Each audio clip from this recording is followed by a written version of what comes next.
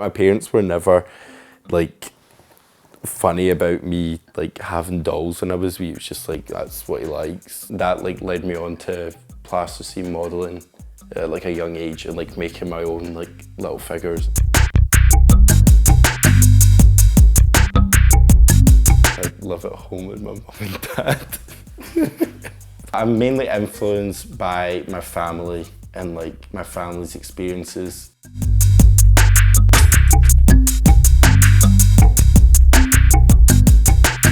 A lot of my work is based off of the black image. My mum's brown and I'm white. When my mum picked me up from the nursery, the girl that worked there was like, "Oh, you must be the nanny." My mum was like, "No, I'm the mummy." But in my head, I'm mixed race. But to other people, I'm white. Do you know what I mean? I sound like Rachel Dolezal. I'm not going to be naive about my work and say that I can talk about a black experience from a first-hand point of view, because I can't. I can only sit back and listen to other folk and learn from their experiences. I'm comfortable with talking about it through making. My carpet's all stained from like paint and everything. It's just not practical being in my room, but it's just, this is where I've started. So it starts off kind of like that, like wire armature, build up with this, and now this is basically ready for the oven. But I'm just gonna add like some detail, like defining like the abdominal muscles and like giving it a belly button. This one's like gonna be my granddad.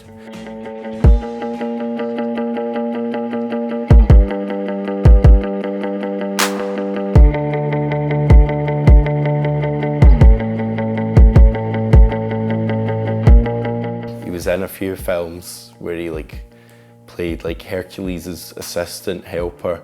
Towards the end of his life, he had like a lot of health kind of problems, but a lot of it was kind of brought on with his kind of lifestyle of lifting these heavy weights, even though like he could barely do anything. He was always eating as if he was doing a proper workout every day. So yeah, boiled egg and porridge.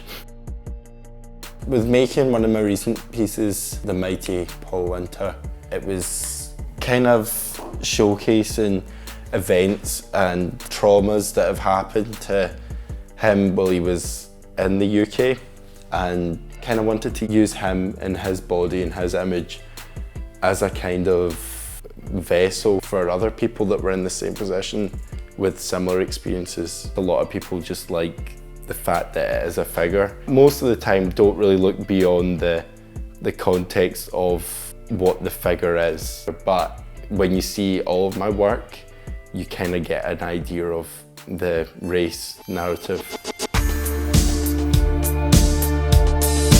There can never be the black body really within art that doesn't have a race connotation. It's always going to be different when it's a black body than when it's a white body. It always has a connotation to something negative, like whether that be slavery or like the treatment of people now. It's like sometimes I don't even like saying I sculpt black people, because it's like I just sculpt people that happen to be black.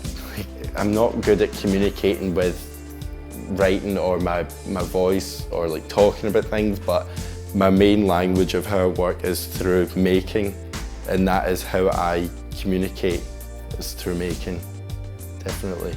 You go with what you know. So with what I know my history and my background and where I come from. So I take a lot of inspiration from my granddad. I don't think I would be doing like this art if it wasn't for him in the first place.